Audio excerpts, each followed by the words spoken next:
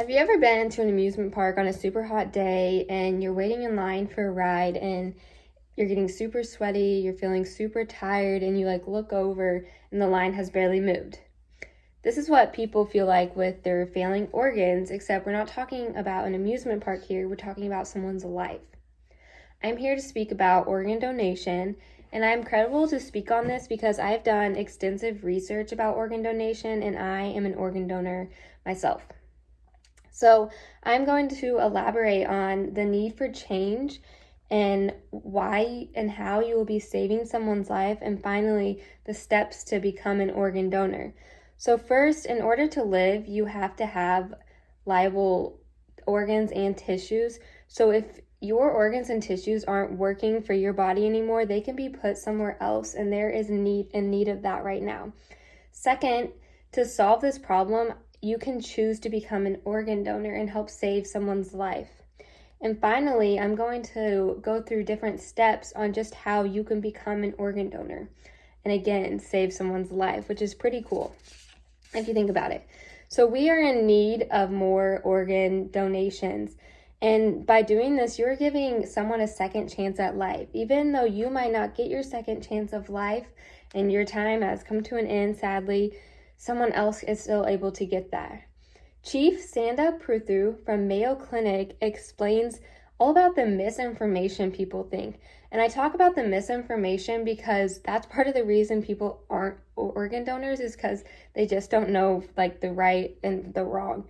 So she explains to us that 100,000 people are on the waiting list just in the United States. And still, just within the United States, 20 patients die every single day because there's not enough organ donation. People think that their religion matters, their age matters, their color matters, and that's not true whatsoever, because a lot of things you'll realize will not disqualify you from being an organ donor.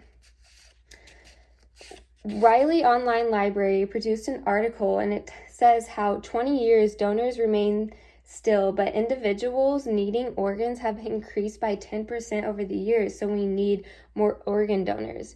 And it also talks about how 1/3 of this country can't meet the needs of this growing number because they don't know the information.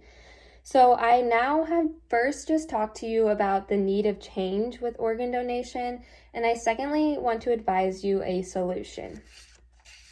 So you can see that organ donation is a problem, but the way you can solve this is by choosing to become an organ donor.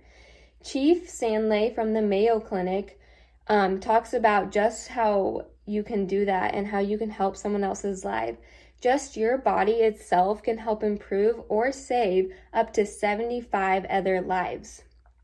And it also helps your loved ones, friends, cope better with your death, because they know that you are helping someone else out there, someone else gain their life back.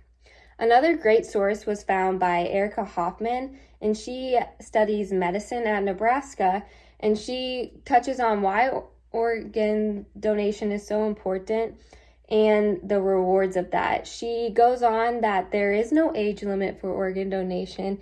There is very few things that will disqualify you. Most religions allow it, and you are giving someone the second chance at life.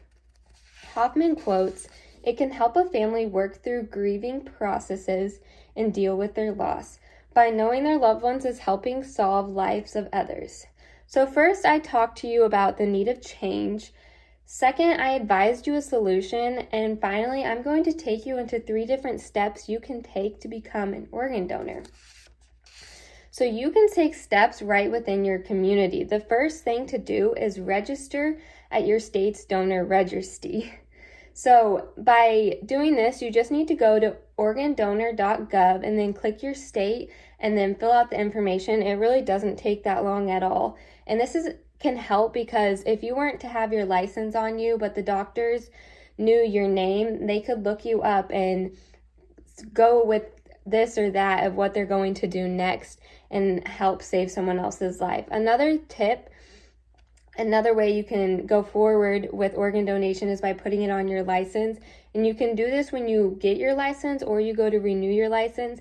This is important because let's say you do have your license on you, it's in the back of your phone, and you were in a fatal accident. Doctors can see that and be like, okay, this is an organ donor. We know the next steps that need to go. Like, it makes it the process a lot faster. And the final step I have for you is to tell your family. It's important to tell your family your wishes. So that way, if something were to happen, they were at the hospitals, the doctors know to move quick and allow the family to spend time with you, but your family knows you're an organ donor and knows the doctors need to dive into you and get those organs to where they need. And again, it helps the family really cope, which is awesome.